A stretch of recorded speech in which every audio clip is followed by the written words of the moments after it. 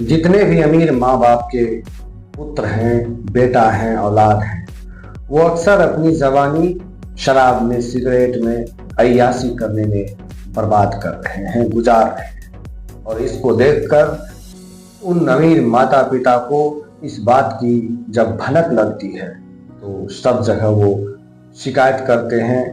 उन्हें तकलीफ होती है कि हमारे बच्चे इस ओर जा रहे हैं जहां से लौट आना मुश्किल है।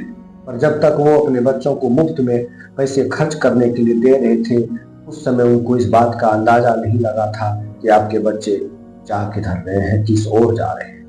होता ऐसा है कि आज के कुछ ऐसे बेटे हैं जो अपने माता पिता के दौलत पर अकड़ते हैं, इछलाते हैं और जी भर कर खर्च करते हैं, अपनी जवानी सिर्फ मस्ती में लुटा दे रहे हैं।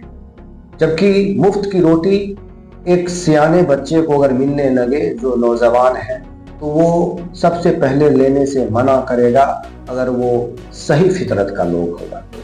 और अगर उसने मना नहीं कर रहा है तो आप लोग समझ जाएं जरूर आपके परवरिश में कहीं कोई कमी रही हो, क्योंकि जो खुददारी होगा, जो स्वाभिमानी होगा, वो आपके मुफ्त की रोटी को लेने से पहले ही मना कर देगा कि नहीं, आपके पास है ये अच्छी बात है, और मैं अपना शौक खुद से कमाई से ही पूरा करूंगा, ना कि आपके दिए गए पैसे से मैं अपना जीवन मस्ती से गुजारूंगा। तो फिर एक दिन वो लड़का जिम्मेवार नागरिक बनेगा, नहीं तो फिर उसे लत लग जाएगी बैठे बैठे खाने की और माता पिता के दौलत को ही उड़ाने की। और वो माता पिता फिर बाद में चिंतित होते हैं। तो आप चिंतित मत होइए, आप इससे अंदाजा लगा लीजिए अगर आपके बच्चे आपके पैसे लेने से मना नहीं कर रहे हैं और आपके दिए गए पैसे को वो पूरे अय्याशी में खर्च कर रहे हैं, खुशी खुशी से लुटा रहे हैं, तो आप समझ लेना कि आपके परवरिश में कहीं कोई कमी रह गई होगी। उसी का आज नतीजा है।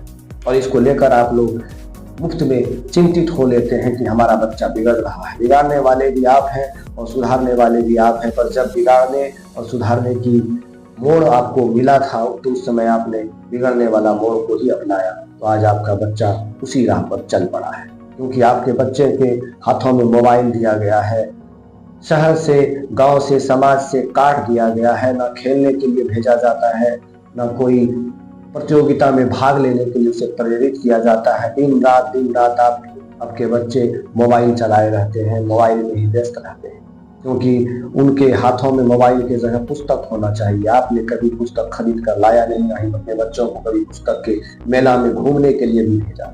आपने अपने बच्चे को सर्कस दिखाने ले गया, बड़े बड़े झूले में दिखाने ले गया, और वहां पर ऑर्केस्ट्रा का भी एक प्लेटफॉर्म रहता है, उसके भी बोर्ड को पढ़कर आपके बच्चे घर आए हैं। तो आपसे चुरा कर फिर वो बच्चे वहीं जाते हैं जहां से आपने उसे उसके दरवाजे से लौटा कर लाया था। तो अपने बच्चों को सुधारने के लिए आपको भी संयमित जीवन जीना होगा और अपने बच्चों को हाथों में पुस्तक देना होगा, पुस्तक की लत लगाना होगा। तभी वो बच्चे पुस्तक पढ़कर ही अपनी ऊंची उड़ान को उड़ सकते हैं, क्योंकि यही पुस्तक है, इसी के बदौलत आज लोग चांद पर जाने की बात कर रहे हैं, आसमान में उड़ने की बात कर रहे हैं, और बड़े से बड़े मिसाइल बनाने की बात भी वो ताकत इसी पुस्तक से आई है, ना कि किसी मोबाइल से आई है। तो अपने बच्चों को सही मार्ग पर, सही राह पर लाने के लिए पुस्तक की आदत लगाना आपका जिम्मेवारी है, आपकी पहरेदारी है। अगर आप अपने बच्चों को पुस्तक हाथों में दे, भले